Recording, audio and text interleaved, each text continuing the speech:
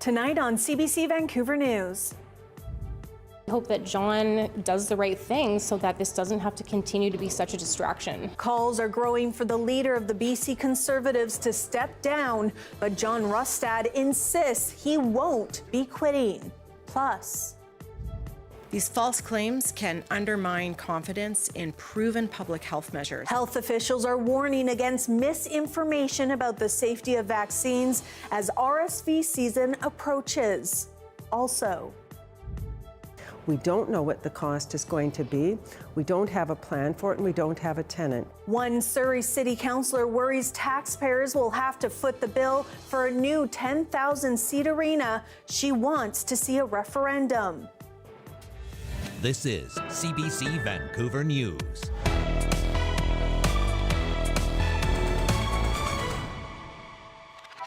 Hello, I'm Janella Hamilton. Thanks for joining us. BC Conservative Party leader John Rustad is defiant in the face of a new letter from his party's management committee that says he has to go. As Katie DeRosa reports, it comes as the party continues to lose MLAs. I am not going to be resigning. Embattled BC Conservative leader John Rustad responding to a bombshell letter from party brass calling on him to step down. The October 21st letter was addressed to Rustad and obtained by CBC News. It reads, quote, "The resulting state of chaos driven by a series of decisions and actions taken under your leadership has destabilized the party's internal cohesion and diminished its public credibility."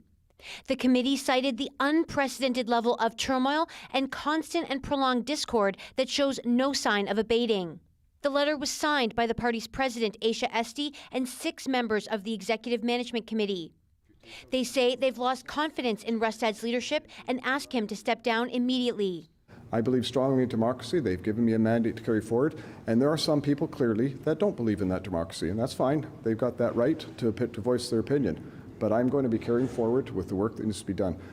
The mandate Rustad is talking about, last month he survived a mandatory leadership review with 70% support. However, just 15% of the party's 8,000 members voted.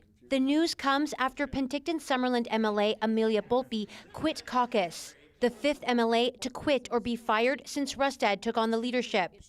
A good leader must know that you have to have the trust of the stakeholders around you, and why John doesn't think he needs that is beyond me. Yes, I think he should resign. Conservative MLAs were asked if Rustad should resign. Do you think Rustad should resign? Absolutely not. Absolutely not. Do you support him as your leader? 100%. Do you have confidence in his leadership?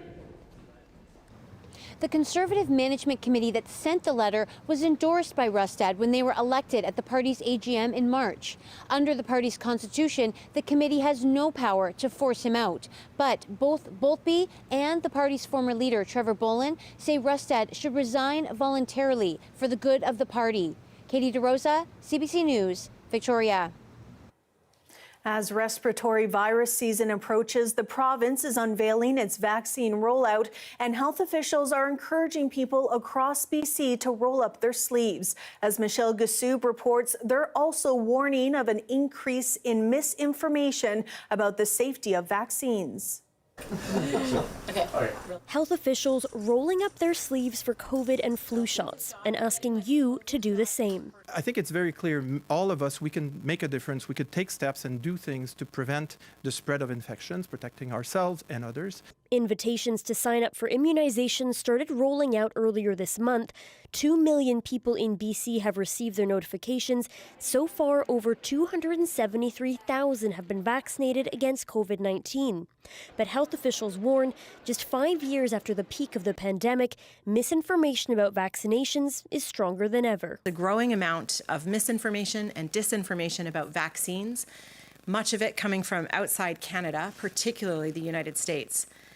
These false claims can undermine confidence in proven public health measures and make it harder for people to make informed choices. Experts tracking global trends say there are positive indicators from the respiratory virus season down under. Some years, especially with flu, and probably we'll see it with COVID also, is that the vaccine that we prepare for a given season doesn't match the strains that are in circulation.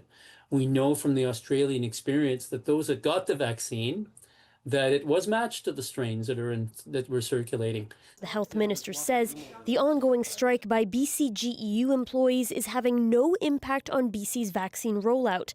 The province hopes the number of people booked in for their shots will keep climbing. Michelle Gassoub, CBC News, Vancouver. A tourist suffered serious injuries after falling 30 meters from a cliffside at Lynn Canyon Park in North Vancouver earlier this week. As Jessica Chung tells us, police are still trying to figure out why and how this happened. Across this fence is Lynn Creek, where a woman in her 50s, a tourist from the U.S., fell 30 meters from a cliffside into the canyon. This all happened Monday afternoon at around 12:30 p.m. Emergency crews responded with multiple units to perform technical rope rescues, and a helicopter was needed to airlift the woman out. Now, the woman was part of a tour group visiting the area with a guide. Fire officials say that the terrain can get tricky here in the park, especially when it rains, but it is very safe if you stay in bounds, which they said the woman involved did not do. The area where the person was located, where a rescue was accessed, was an area that was past the fencing area. So it was off the trail system. A fall of 30 meters onto rocks is a very significant injury and potential for fatality. For someone to survive that, I would say there's a hint of luck that is involved in that. Fire officials say the woman had a compound fracture in one of her legs, a head injury from the fall, and in general, she was in pretty rough shape. Now, she was taken to hospital with serious injuries, but is expected to survive. Police now are asking for witnesses and video of the incident to piece together what led up to the fall. Now, when we asked them if there was any criminality involved here, police said that if they were looking into anything, it would be criminal negligence, but that is on the very extreme end of what they're expecting to find. And police are also saying that incidents like these in the park are not common. Every year we do get tragedies, sadly. People fallen, or usually it's jumping into the pool there. Not so often where it happens where somebody has fallen off, by, I guess, either slip in or by accident. Officials are warning people to stay in bounds and says fencing is there for a reason. Jessica Chung, CBC News, North Vancouver. A vehicle carrying 4 people that crashed into the Squamish River in June has been recovered, but as Alana Kelly reports, 1 passenger is still unaccounted for. In the dark of night, a vehicle veered off this road and plunged into the Squamish River. That was 4 months ago, and now the vehicle has been recovered. The investigators, along with the underwater recovery team, have continued to monitor the water conditions in order to locate the vehicle, as well as to ensure the safety of everyone involved in the recovery. 3 of the people in the SUV managed to get out safely. 1 person didn't. Navdeep Singh Sidhu has not been seen since the crash, and he was not in the recovered vehicle. Obviously, investigators and everyone involved in this were really hoping to be able to bring closure to this person's family.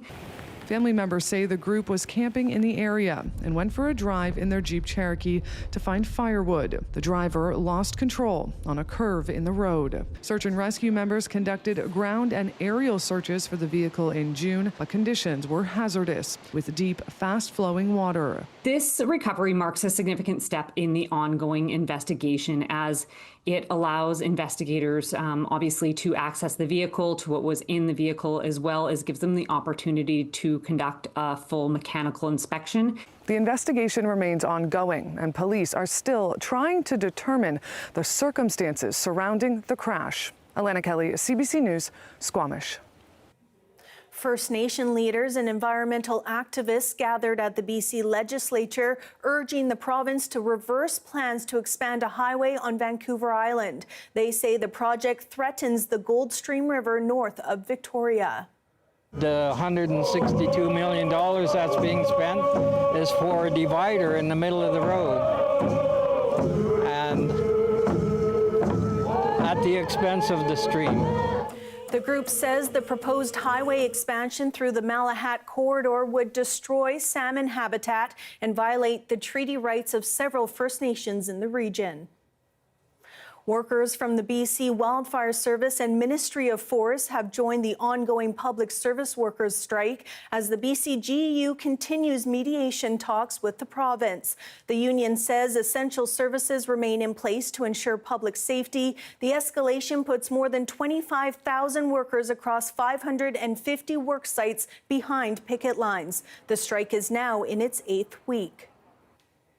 Vancouver police say they have made several arrests and seized nearly $340,000 worth of toxic drugs from a downtown east side single occupancy hotel. Our evidence suggests that these suspects, these men, were part of a criminal network that was renting rooms inside the West Hotel. Again, a apartment building in the downtown east side that is intended to serve low-income residents of that community. Police executed a search warrant at the West Hotel and Pub in September. They say dozens of weapons, thousands of dollars of stolen property, and cash were also seized. A notorious BC gang leader has pleaded guilty to conspiracy to murder 3 members of a rival gang more than 15 years ago. RCMP say Connor DeMonte had escaped to Puerto Rico for 11 years before being arrested in 2022. Police say DeMonte was a high-ranking member of BC's United Nations gang when he and several members plotted to kill 3 Red Scorpion gang leaders. The case has been adjourned to November 12th to schedule the sentencing hearing. The city of Surrey is moving ahead with plans for a new entertainment district in its downtown core. On Monday, city councillors voted to change the plan to include a 10,000-seat arena. But as Kier Junos reports, there are lingering questions about the project's feasibility. I think building a new stadium is going to bring a lot of momentum to the area, which it definitely needs. Mike Nielsen has been operating his computer store in Wally for over 40 years. And as a former BIA director, he says the news of a possible 10,000-seat arena and an entertainment district will be good for business and the growing community. The business community certainly welcomes it. It's going to make it more of a destination area, and we need that. You know, we need more reasons for people to come into Wally, and I think, you know, that the community be more vibrant. Conceptual drawings of the stadium place it near the Chuck Bailey Recreation Center, just down the road from Gateway Station. That's near a baseball park, it's near City Hall, some sports fields, and the BC Lions training facility. But City Councillor Linda Annis, who is against the arena, says it needs to go to referendum at the next municipal election when she'll be running for mayor. Quite frankly, I think at one point it may be a good idea, but not right now.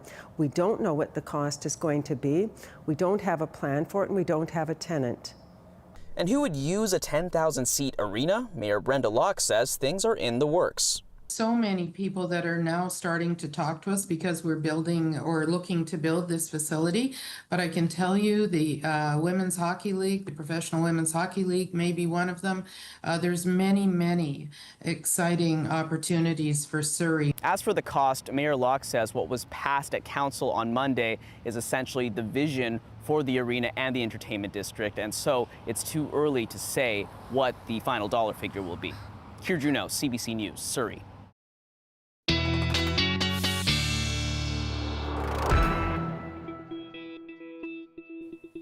Darius Madavi joins us now with our first look at the weather. Darius. Well, you can see a lot of moisture starting to move into BC. We've had a few showers today across much of the coast, but the real rain is still en route. If we zoom in here, let's take a look at the precipitation that we've already seen in parts of the central interior, as well as down in the more southern areas here on the coast. Again, a lot more precipitation is coming, and that's why we have both rainfall warnings and wind warnings. So let's talk about wind warnings first. First arriving for Haida Gwaii tonight, this evening, then overnight tonight, making its way down the coast, and by early tomorrow morning, it reaches northwestern sections of Vancouver Island. You'll notice wind warnings also stretching down along the strait because we're going to see strong winds there as well. Not quite as high. I mean, we're talking gusts up to 110 kilometers up here, but we could see gusts up to 90 kilometers on much of the island. In terms of rainfall warnings, 100 millimeters for coastal sections of the north and central coast, 80 millimeters around Kitimat, and then also 80 millimeters, maybe even higher in some isolated areas for western Vancouver Island. All right, thanks so much, Darius. Thank you.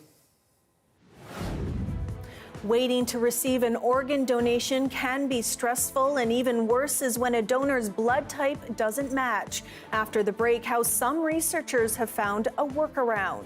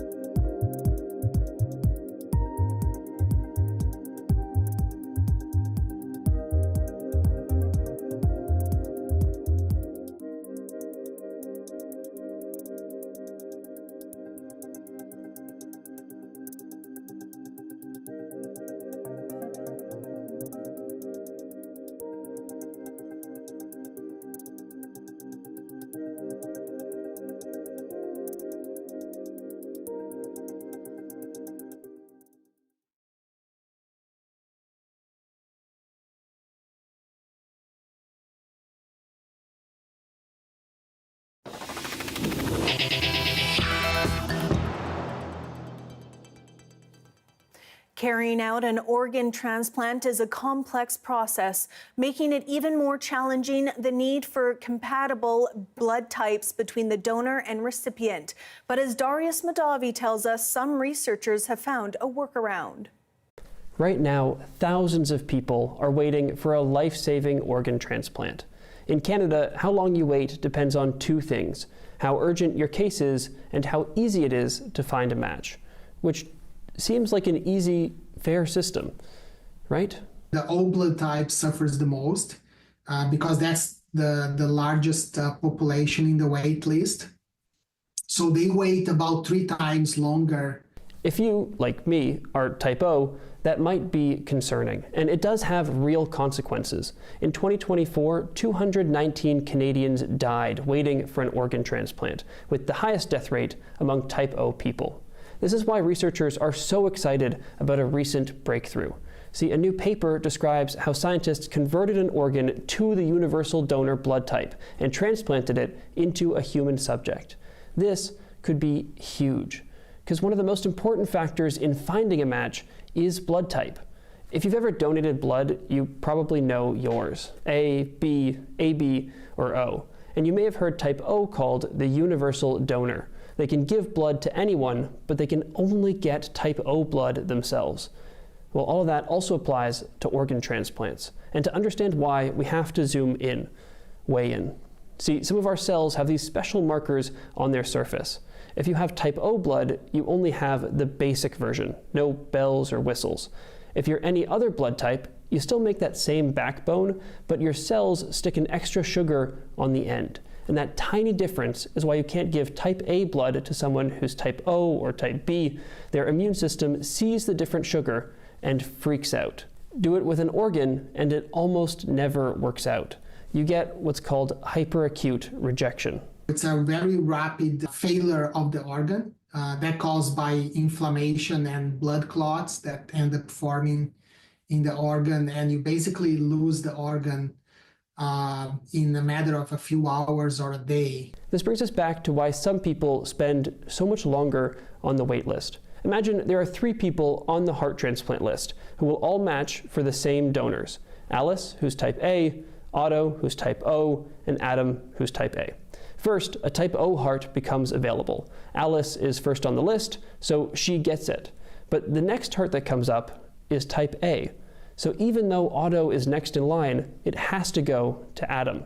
And that's how us type O folks end up waiting longer.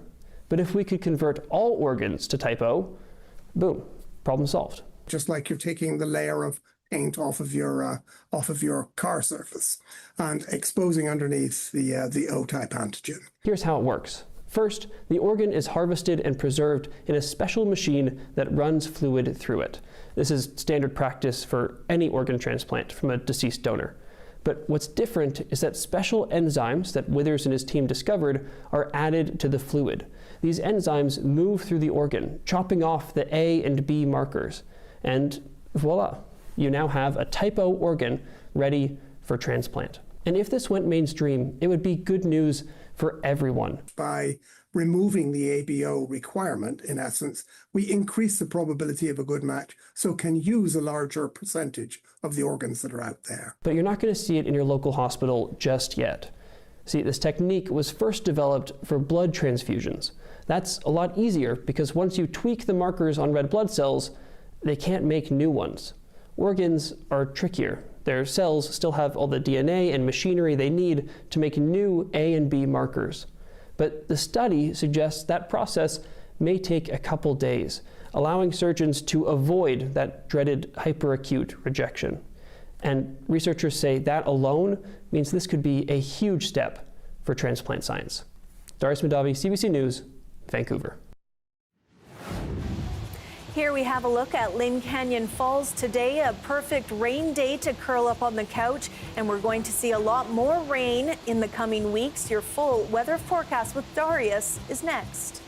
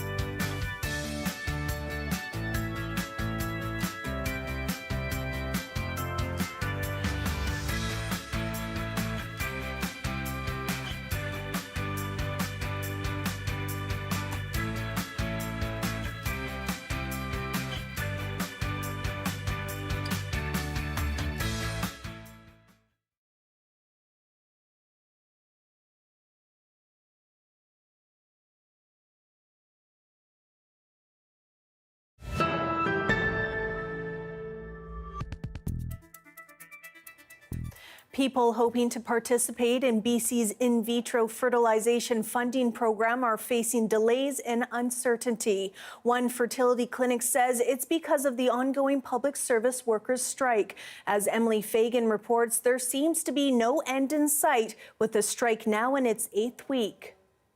When Michaela Vander Heuvel heard that BC would fund one cycle of in vitro fertilization treatment, she felt like she had won the lottery. BC's program kicked off in July, and earlier this month, she got an email saying it would soon be her turn to apply. But the 8-week strike by the BC General Employees Union has put new applications on hold. That's left her in limbo. I feel like my family and the people who are being affected by this are being held hostage by a war between the government and the unions. If funding runs out before her application is reviewed, she'll have to wait until next year. Her doctor says if she has to wait any longer, her chances of getting pregnant drop significantly. That's a significant blow for Vander Heuvel and patients like her who have pinned their last hopes of conception on this program. One fertility doctor with Olive Fertility Centre in Vancouver says the clinic has 250 applications waiting for government approval. Time is of the essence, and so I don't know, any kind of delay is a little unfortunate. Applications are still being approved, he said, but slower. 2,500 patients are on the centre's wait list to apply. BC's health minister says her office is looking into potential funding disruptions. It must be very stressful for someone who's already feeling anxious about their hope to give birth and to start a family, to then face this kind of potential delay. The Ministry of Health would not provide data on how many applications are awaiting approval, but said it reviews most applications within 30 days. BCGEU President Paul Finch was not available for an interview. He said in a statement that he regrets the impact the strike has had on communities. But mediation started on Monday, and the union hopes that will help reach a deal. Emily Fagan, CBC News, Victoria. Canada's Financial Intelligence Agency has issued a multi-million-dollar fine, its biggest ever, to a cryptocurrency exchange incorporated here in BC. It says Zeltox Enterprises failed to flag thousands of suspicious darknet transactions with suspected links to criminal activity or to evade international sanctions on countries like Iran. The CBC's Anis Haidari has the details. Canada's anti-money laundering agency says a cryptocurrency exchange didn't flag thousands of transactions it should have. FinTrack charging that BC-based Zeltrox Enterprises, working under the name Cryptomus, was obligated to note transactions that could have been used for illegal activities or to send money to sanctioned countries such as Iran. Essentially, what you have here is a spot audit, and that's why you'll have seen all these charges stem from 1 month in 2024, where thousands of transactions that should have been reported as suspicious weren't. So now, a record-setting penalty, nearly $177 million against Cryptomus, a huge jump from what was the biggest fine against a different crypto firm, nearly $20 million back in September. Financial companies in Canada, crypto or not, are supposed to track or flag large transactions, often more than $10,000. They're also supposed to flag transactions that might be suspicious, like sending money to a country a regular bank can't. FinTrack doesn't need to know exactly who these transactions are going to or even what they're for. All that they need for the purposes of pressing charges is to say, well, here's a bunch of transactions going to Iran. That's a sanctioned country. It's not just geography raising concerns. The regulator also said these transactions may have been linked to digital ransoms, money laundering, or child sexual abuse material. FinTrack also said the crypto exchange had no employees in Canada, the company's only director in Uzbekistan. But security experts say that's not a surprise when it comes to crypto. There's only so much you can do with crypto. And to do that, you need an exchange in a mature financial jurisdiction. So this explains why people in Uzbekistan, Iran, end up running and using an exchange here in Canada. This big fine could be a sign of more enforcement to come, with the federal government saying it wants to launch a national financial crime agency. CBC News reached out to the crypto company being fined this time and only got an automated sales message in response. Anis Haidari, CBC News, Calgary.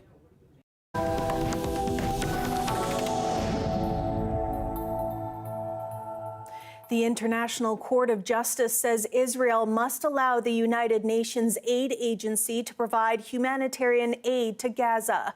The court was asked by the UN General Assembly to issue an opinion on Israel's legal obligations after Israel effectively banned the aid agency from operating in Gaza. The second sentence of Article 60 provides that, and I quote, "The occupying power shall in no way whatsoever divert relief consignments from the purpose for which they are intended, except in case of urgent necessity." The court said the population of the Gaza Strip had not been adequately supplied and that Israel, as an occupying power, is required to ensure the basic needs of the local population. Israel has not allowed the UN to bring in supplies since March, claiming some of its workers are members of Hamas. The court said Israel had not substantiated those claims. Israel's Minister of Foreign Affairs rejected the court's findings. Construction has begun at the White House on Donald Trump's new ballroom, and it's prompting widespread condemnation. Many public officials and private citizens are expressing shock at how much of the historic East Wing was demolished. Willie Lowry has the details from Washington. This project is really the fulfillment of a long-held dream of President Donald Trump's to build a ballroom that befits a president at the White House. And it's going to be big, really big. The White House says it will be 90,000 square feet with room for over 600 people. And the price tag is pretty big too, $200 million US. And Trump insists that much of the money will come from private donors. We're putting up our own money with the government is paying for nothing. You probably hear the beautiful sound of construction to the back. You hear that sound? Oh. That's music to my ears. I love that sound. Some have accused the White House of allowing donors to buy access. The White House initially said that there would be no structural changes to the existing building, but that appears not to be the case. Photos and videos show much of the East Wing being demolished, and that's raised concern among historians that the East Wing, home to the First Lady's office, may be irrevocably changed. There's also fear that the ballroom will dwarf the existing White House. It's expected to be nearly 35,000 square feet larger than the current building. Former Secretary of State and First Lady Hillary Clinton expressed outrage on social media. She said, quote, "It's not his house, it's your house, and he's destroying it." The National Trust for Historic Preservation urged the White House to pause construction so plans could be properly reviewed. And for those visiting the area yesterday, it was a shocking sight. This is America's house. This house does not belong to any one official. It belongs to the people. And so if you're going to, demolish a part of this house, you have to ask the people permission. I think everything that's happening here is pretty shocking and not a great sign of the times. It's just a developer doing what a developer does and trying to not caring about anything except their own profit and image. The Trump administration has dismissed concerns, calling it, quote, manufactured outrage. Willie Lowry, CBC News, Washington. BC's future in LNG extraction is still uncertain, with a big project in the province's north seeing both support and opposition. We'll take a look at that after the break.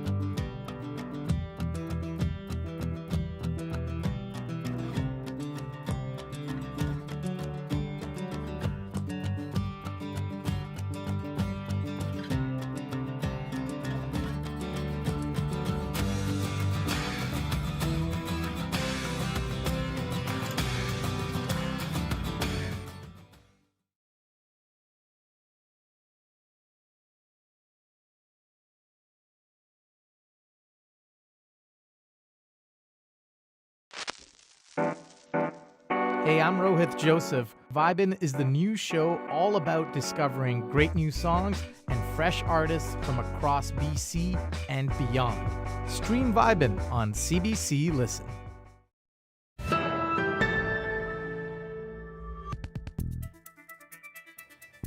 Back in September, Prime Minister Mark Carney included an LNG project on his list of projects to fast track. It would mean billions for investors and revenue for BC. Lindsay Duncombe breaks down all the potential benefits and why it's far from a done deal. Tanker by tanker, Canada is now shipping liquefied natural gas to Asia. The federal government wants to see this site double. Twice the tankers, twice the gas, in the hopes of generating big profit. The expansion of Canada's only LNG terminal is the very first national building project on the Prime Minister's list. This will directly help transform our country into an energy superpower. So what will it cost, and what would Canada get out of it?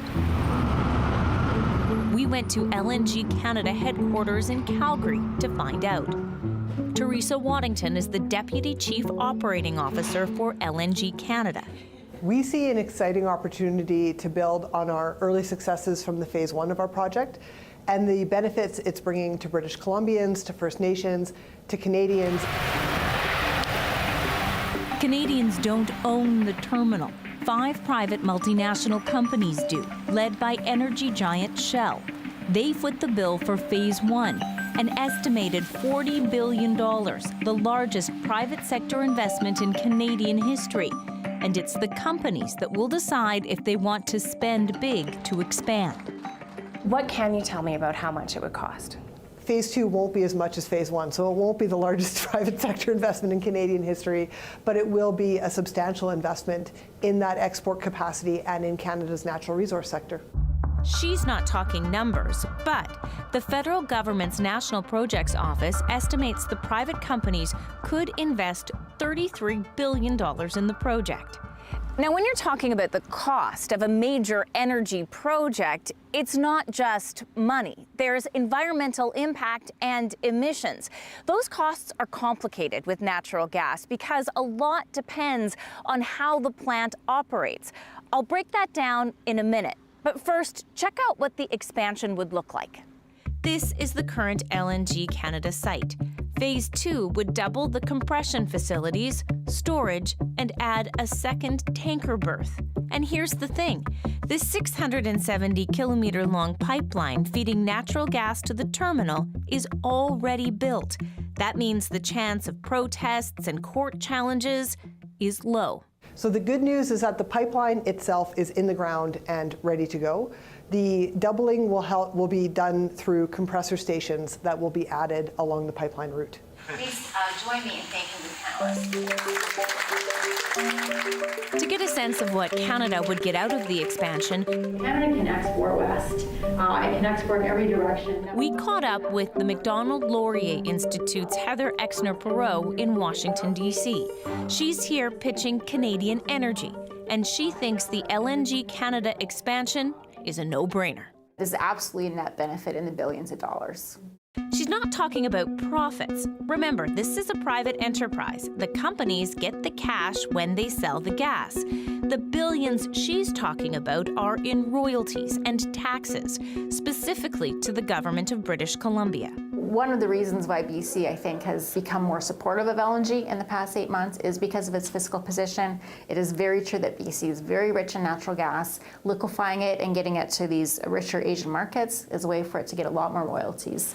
The other big benefit? Jobs. LNG Canada says as many as 4,000 positions will be created in construction and 90 full-time roles once it's up and running. Many of those jobs would go to members of the Haisla Nation. The LNG Canada site is on Haisla traditional territory. More consultation with the nation will happen for Phase 2, but its relationship with the project is largely positive. Here's how Chief Councillor Maureen Nice sees it. of course, we need jobs in our community. We need not only jobs that construct these facilities, but we need jobs that are lasting. So Canada gets tax revenue, royalties, jobs, the companies get profit. Sounds like a strong case to expand. But the thing is, there's still a lot of uncertainty and no guarantee that the investors will make the decision to go ahead. Well, the market is getting more crowded.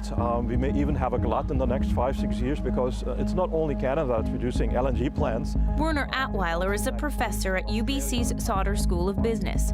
He says the case for Phase 2 depends on predictions of how much LNG Asian countries will need by the time the plant is up and running. And so if the investors will end up in a profitable position, it really depends on the natural gas price they can lock in to long-term contracts. And there is a big if here. He sees two reasons why it's not a sure thing. One, other countries, including the United States and Australia, are way ahead of Canada on LNG. And second, by the time Phase 2 is ready, those countries may have found a cheaper, greener way to produce energy, specifically buying solar panels mass-produced in China. And China is moving very, very strongly in this direction. They have invested more than any other country in the last few years into expanding their footprint in renewable energy. Okay, let's take a minute and go back to the emissions issue. Yes, burning natural gas is cleaner than other fossil fuels, but it's still a fossil fuel. Right now, the LNG Canada plant runs on gas, creating emissions. Phase 2 is permitted to do the same. And if it does, Atweiler says BC and Canada's greenhouse gas emission targets are toast. How significant do you think that cost is in terms of emissions targets? Well, it would set us back in Canada, the same way we have seen with the increase of the oil industry in Alberta. Now, there is a plan to use clean hydroelectricity to power the LNG Canada site, but BC doesn't have enough right now. Electrifying the project, along with new mines and other sites, would mean building more energy infrastructure, costing billions. Who would pay for it? Well, maybe ratepayers. That all makes the case for expansion a little less clear. As for being on Ottawa's list, will it make a difference if the Prime Minister of Canada says, this is a priority, invest? I don't think so. I think that is a lot of wishful thinking when politicians stand up of whatever political stripe and say, I'd like to see this project go ahead, but at the end of the day, they're not financing it. They have to leave it to the market conditions and the investors. So it is, again, there's so many pieces in a decision. Back in Calgary, though, Teresa Waddington says being on the national projects list is important to LNG Canada's investors. It means a lot to them to know that there's going to be a stable and welcoming environment for them. Could that influence the decision of whether or not to go ahead? It's definitely a factor. A deciding factor? We don't know. Will there be double the amount of tankers here eventually? Maybe. But ultimately, it's not up to Ottawa. Top of the list or not. The Weather Update is brought to you by BC Cancer Foundation. Give today to bring more progress and possibilities to patients and their families. Your donation changes everything.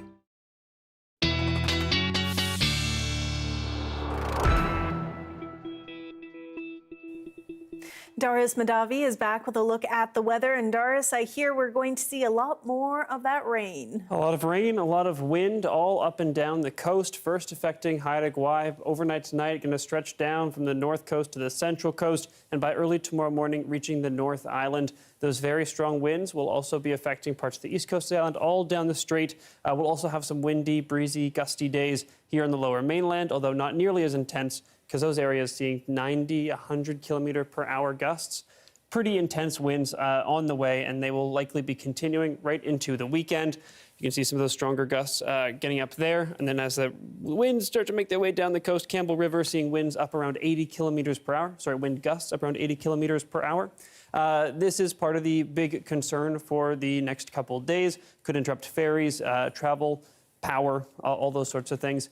First, well, maybe not the first major fall storm of the year. I'm having trouble remembering at this point, but definitely a big one. And we're getting into the season. The storm track has opened up. We got another couple week or two of wet weather at least. so get ready for it. Temperatures in the north are going to be falling over the next couple of days, but they remain fairly consistent in the south, fluctuating really just a few degrees. Kamloops going up to about 16, and then it's falling back down to about 12 by the time we get into the weekend.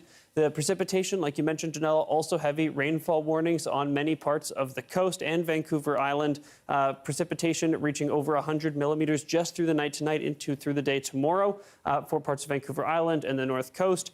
Those areas, again, very heavy precipitation. That's why we have flood watches in place blanketing pretty much the entire BC coast. And then just high stream flow advisories for the most southern parts like Greater Victoria and Vancouver. So, one level below, but we may be promoted to a flood watch. That rain will be heavy for us here in Vancouver as we get into tomorrow night.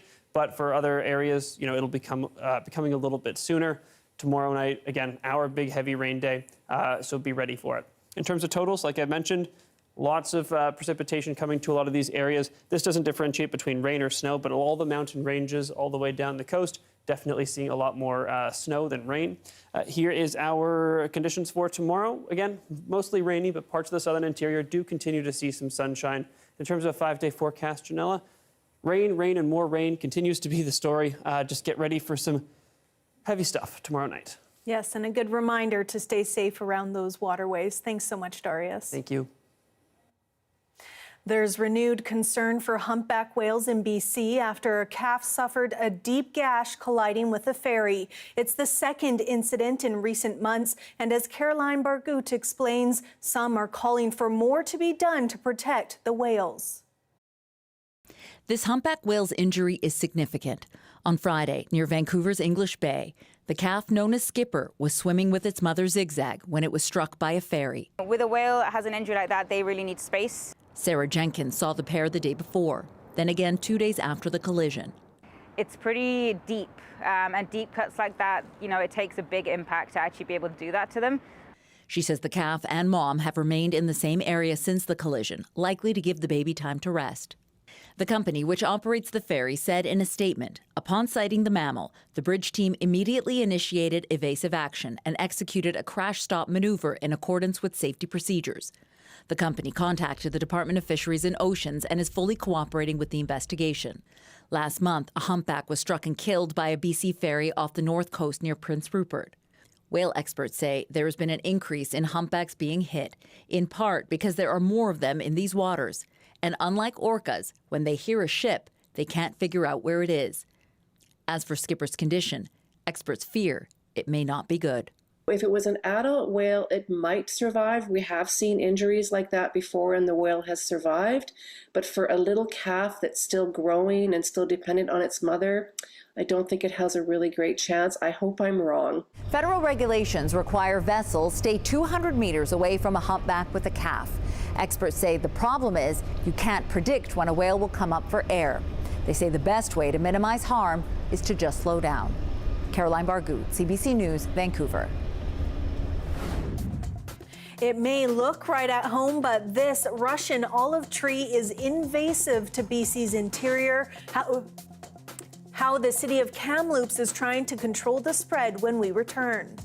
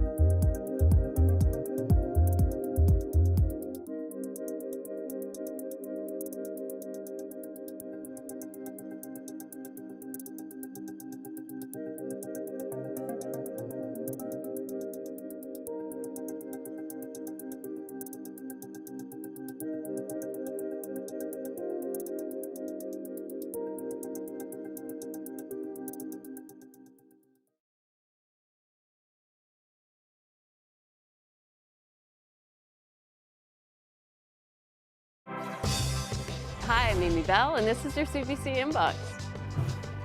Join CBC's Leanne Young at the Alumni UBC Achievement Awards, November 6th. The event honors members of the UBC community through their endeavors and commitment to help shape a better world. And the Chutzpah Festival returns November 12th to 23rd with an exciting lineup of performances, including dance, music, theater, and more. For tickets, visit chutzpahfestival.com. Russian olive trees are known for their silvery green leaves and their ability to do very well in dry areas. That led them to taking over in a Kamloops area. But as Jennifer Norwell reports, the city is working on a new solution to combat the invasive tree. Russian olives. You'll see them along waterways and parks in the Kamloops area. A long time ago in the late 1800s, as the settlers were coming into BC, they were bringing with them Russian olives as an ornamental tree, as a great windbreak, and as a sort of bank erosion stabilizer, without thinking about the impacts later on. The plant thrives in the semi-arid desert landscape of Kamloops, so much so it's become a major issue. And we don't have a lot of the different diversity, so it'll outcompete our cottonwoods that actually grow much bigger trees. They provide habitat and homes for a lot of things, versus our Russian olives, which stay more like shrubs and don't have that same capability. But here's the thing.